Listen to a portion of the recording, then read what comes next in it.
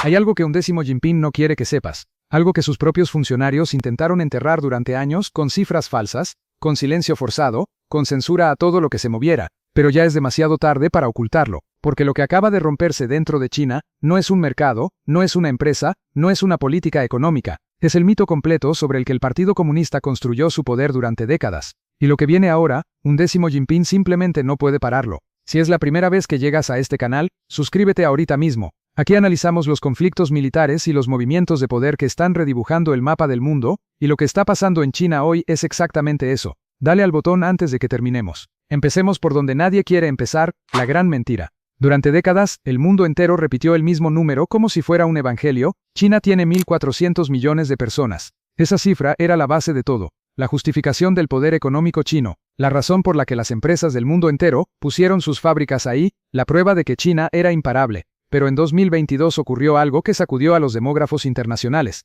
Una filtración masiva de una base de datos policial provincial reveló algo aterrador. La población real de China, registrada en esa base, era de aproximadamente 1.280 millones de personas, no 1.400 millones. Casi 100 millones menos de lo que el gobierno había estado reportando. 100 millones de personas que quizás nunca existieron. ¿Cómo pasa eso? Es más sencillo de lo que parece. Durante décadas, los funcionarios locales en China tenían todos los incentivos para inflar sus números. Beijing asignaba presupuestos basándose en población. Más gente significaba más dinero para escuelas, hospitales, infraestructura. Durante la era de la política de un hijo, las cuotas de nacimientos estaban atadas al desempeño político. Reportar pocos nacimientos traía penalizaciones. Reportar más gente traía más recursos. Entonces mintieron. Inventaron bebés. Contaron ciudadanos 2 veces. Mantuvieron a los muertos en el registro. Y a lo largo de décadas, esas pequeñas fabricaciones se acumularon hasta crear una brecha enorme entre la propaganda y la realidad. Demógrafos como Yi Fuxian lo venían advirtiendo desde 2007. Su libro prediciendo el declive poblacional chino fue prohibido por contradecir la narrativa oficial. Pero para 2022, los investigadores independientes ya decían lo mismo. La población de China había alcanzado su pico años antes de lo que Beijing admitía, y nunca llegó realmente a 1.400 millones. Pero espera, porque esto es apenas el principio de lo que se está rompiendo. En 2022, China admitió lo que ya no podía esconder, su población disminuyó en 850.000 personas. La primera caída desde las hambrunas de los años 60. Los nacimientos ese año llegaron a 9.560.000, el número más bajo en toda la historia de la República Popular, y si la población real es más cercana a 1.280 millones, entonces China ya perdió decenas de millones de personas más de lo que está admitiendo. Las implicaciones son enormes. Si China tiene menos gente de la que creíamos, su potencial económico fue sobreestimado, su fuerza laboral es más pequeña, su mercado de consumidores es más débil. Todo el mundo que apostó por el crecimiento chino sin fin quizás estuvo apostando a un espejismo. Y lo que nadie te está diciendo es que esto no tiene solución rápida. Ninguna. La tasa de fertilidad en China cayó a 1.09 hijos por mujer en 2022. Para mantener una población estable necesitas 2.1. China está ahora más baja que Japón, más baja que Italia. En 2 generaciones, China pasó de familias de 5 o 6 hijos a casi ninguno. Y eso tiene consecuencias militares, económicas y geopolíticas que van a definir las próximas décadas. En 1970, China tenía una población joven y abundante lista para trabajar. Hoy, 1 de cada 5 chinos tiene más de 60 años. La edad promedio es 40 años y subiendo rápido. La población en edad de trabajar alcanzó su pico en 2014 y lleva una década encogiéndose. Solo en 2022, China perdió 10 millones de trabajadores en edad productiva. 10 millones. En un año. La economía china fue construida sobre mano de obra barata y abundante. ¿Qué pasa cuando esa fuerza laboral se reduce a la mitad? El gobierno lo sabe. 11º lo sabe. En 2016 eliminaron la política de un hijo y permitieron 2. En 2021, 3. 11º en persona ha instado a los jóvenes chinos a abrazar lo que él llama la maternidad patriótica. Nadie está escuchando. Después de décadas de condicionamiento para tener un solo hijo, la sociedad china se adaptó. Las parejas urbanas citan los costos aplastantes de vivienda, educación y salud. Las mujeres, ahora empoderadas a través de la educación y las carreras, están eligiendo casarse tarde o simplemente no casarse. La tasa de matrimonios en China se ha desplomado junto con la de nacimientos, y hay algo más profundo que los números no capturan completamente. Hay trauma. La política de un hijo no fue solo propaganda, fue coerción, esterilizaciones forzadas, abortos forzados, multas brutales. Generaciones enteras crecieron como hijos únicos, viendo a sus padres luchar para sostener a 4 abuelos.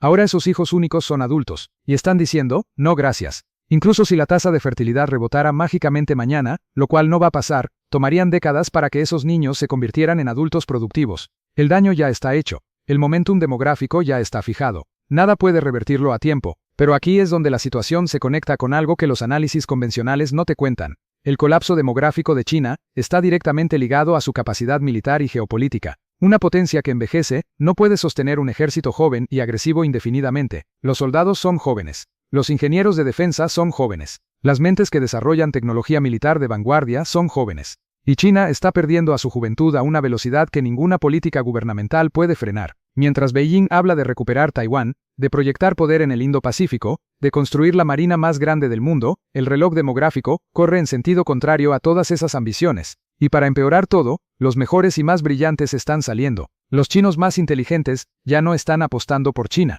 El capital está huyendo. El talento está huyendo. Y con ellos, se va cualquier esperanza de revertir el declive. Los chinos adinerados llevan años moviendo dinero silenciosamente hacia Singapur, Vancouver, Sydney, Londres. Compran bienes raíces en el extranjero, abren cuentas en bancos foráneos, consiguen segundos pasaportes, mandan a sus hijos a universidades extranjeras sin planes de que regresen. No es ruidoso, no es dramático, pero es implacable. Para 2023, la inversión extranjera en China se había reducido a un goteo. Empresas que antes veían China como el futuro ahora la ven como un riesgo. La manufactura se está moviendo a Vietnam. Las cadenas de suministro se están reconstruyendo en India. Hasta México está atrayendo fábricas que hace 10 años habrían ido a China sin pensarlo 2 veces. Y los jóvenes chinos que se quedan, están optando por algo que al Partido Comunista le aterra más que cualquier protesta, la indiferencia total. Hay un movimiento llamado Tang Ping, que significa acostarse plano. Otro llamado Bailan, dejar que todo se pudra. No son protestas políticas. No hay pancartas, no hay marchas, son algo mucho más peligroso, resignaciones silenciosas. Los jóvenes chinos simplemente están desconectándose. Se niegan a perseguir empleos, casas y matrimonios que saben que están fuera de su alcance. ¿Para qué matarse trabajando por un departamento que nunca vas a poder pagar? ¿Para qué tener hijos cuando apenas puedes sostenerte a ti mismo? ¿Para qué participar en un sistema que está trucado en tu contra? El desempleo juvenil en China llegó al 21.3% en 2023, el más alto registrado. La respuesta del gobierno fue simplemente dejar de publicar el dato. Si no reportas el problema, quizás la gente no se da cuenta.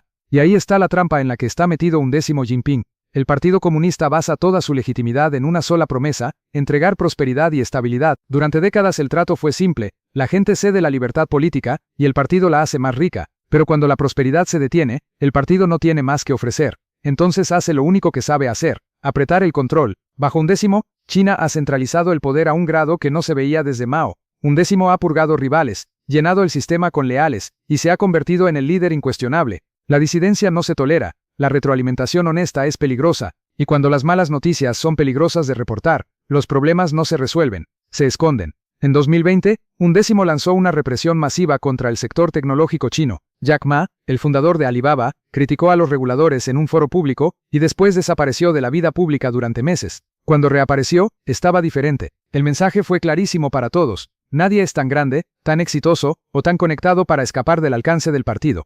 La industria privada de tutorías, que valía miles de millones y empleaba a millones de personas, fue destruida de la noche a la mañana en 2021, toda una industria borrada con una sola directiva política. El sector de tecnología fue multado, reestructurado o desmantelado, y el mensaje para los emprendedores de todo el mundo fue definitivo: tu negocio existe a discreción del partido. Las empresas extranjeras empezaron a retirarse, asustadas por el ejercicio arbitrario del poder estatal.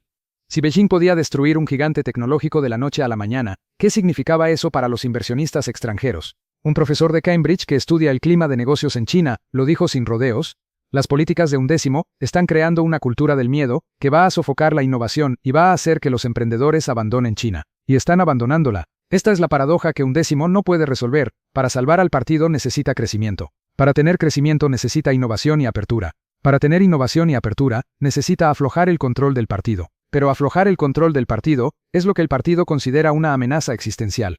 Señalan al colapso de la Unión Soviética como prueba de que cualquier relajamiento lleva a la desintegración. Entonces, en lugar de resolver los problemas, los censuran. En lugar de permitir la innovación, la aplastan. En lugar de empoderar a los ciudadanos, los vigilan. Es un círculo cerrado. Los problemas son abordados por la misma jerarquía que los creó, sin retroalimentación externa, sin admisión de fracasos. Y cuando el sistema se aprieta en la crisis, las mejores personas se van. Para los años 30, la tasa de crecimiento de China podría llegar a 0 o volverse negativa. La población en edad de trabajar estará desplomándose. La deuda forzará decisiones brutales. Algunas provincias podrían efectivamente ir a la quiebra. Y Beijing seguirá mintiendo al respecto, porque admitir la verdad destruiría la última pretensión de legitimidad del partido. Occidente pasó décadas asumiendo que el ascenso de China era inevitable. Nos dijeron que el siglo XXI sería el siglo chino, que 1.400 millones de personas marchando al mismo paso no podían ser detenidas. Pero la inevitabilidad solo funciona si las bases son reales. Y las bases de China fueron construidas sobre datos de población fabricados,